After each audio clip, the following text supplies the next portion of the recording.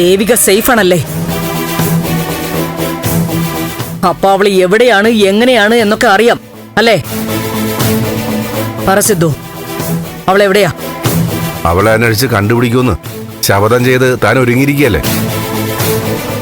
ആ കലാവതിയെ ഫോൺ ചെയ്ത് ഞാൻ ശ്രദ്ധിച്ചിരുന്നു. താൻ വിചാരിച്ചിട്ട് കണ്ടുപിടിക്കാൻ സാധിച്ചില്ലേ?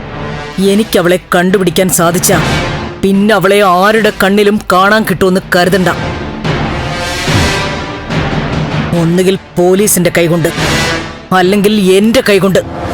അതുറപ്പാ. എന്റെ മീരയുടെ ജീവൻ എടുത്തതിന്, ഈ കുടുംബം ചിന്ന ഭിന്നമാക്കിയതിന് ഓരോന്ന് എണ്ണി എണ്ണി പറഞ്ഞിട്ടായിരിക്കും ഞാൻ അവളെ. എന്താ നിർത്തിയത്? അവളെ കൊല്ലൂന്നല്ലേ പറയാൻ വന്നേ അല്ലേ? അതെ, അവളെ കൊല്ലുക തന്നെ ചെയ്യും. കൊല്ലാൻ ആരുടെയെങ്കിലും സഹായം കിട്ടിയാ അതും ഞാൻ സ്വീകരിക്കും. നടക്കില്ല പ്രഭ. എന്താ? സത്യം അവളുടെ ഭാഗത്തായതുകൊണ്ട് ദേവിയെ തനിക്ക് ഒന്നും ചെയ്യാൻ പറ്റില്ല. അവസാന വിജയം സത്യത്തിന് തന്നെയായിരിക്കും. അവള് ജയിക്കും. അവള് മാത്രമല്ല, നമ്മളും ജയിക്കും. താൻ നോക്കിക്കോ. നിങ്ങളെ അച്ഛനും മോനും ഇപ്പോഴും ഇരുട്ടത്ത് തപ്പുകയാ.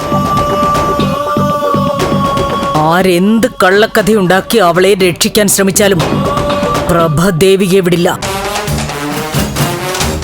അതിന് തടസ്സം നിൽക്കുന്നത് ആരായാലും പ്രഭയെ ശത്രുവായിട്ട് കണ്ടാ മതി.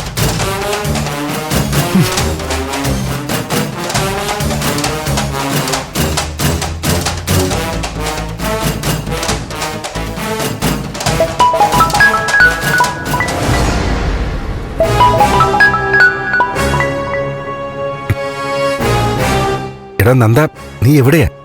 അച്ഛാ, സോറി. പറയാതെ പോയതിനും വിളിച്ച് സംസാരിക്കാത്തതിനും. സോറി ഒന്നും കേൾക്കണ്ട. എവിടെയാ നീ? അതാ എനിക്ക് അറിയേണ്ടത്. അച്ഛാ, ഞാനിപ്പോ നമ്മുടെ വീടിനടുത്തുള്ള ദിനേശ് ചേട്ടന്റെ പറമ്പില്ല. രാത്രിയായിട്ടല്ലേ ദേവിയും കൊണ്ട് അവിടേക്ക് വരാൻ പറ്റൂ? നീ എന്തിനാ ദേവിയെയും കൂട്ടി പോയത്? അച്ഛാ, പെട്ടെന്ന് തിരിച്ചു വരാന്ന് വിചാരിച്ചാ വീട്ടിൽ നിന്ന് ഇറങ്ങിയത്. പക്ഷേ അവസാനം ഒരിടത്ത് പെട്ടുപോയി. എന്തെങ്കിലും പ്രശ്നമുണ്ടോ നിനക്ക്? ആരാ അച്ഛാ?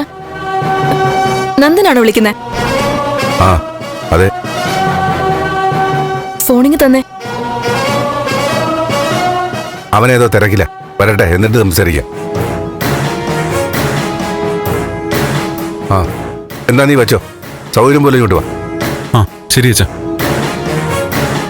സൗകര്യം പോലെ വരാനോ? അവനെന്താ പ്രശ്നം? എവിടെ അവൻ? അവനേതോ ഫ്രണ്ട്സിന്റെ കൂടെയാ. കല്യാണത്തിന്റെ ഫംഗ്ഷനോ മറ്റോ. പിള്ളേരല്ലേ, പറയാതെ പോയതിലേ എനിക്ക് വിഷമമുള്ളൂ.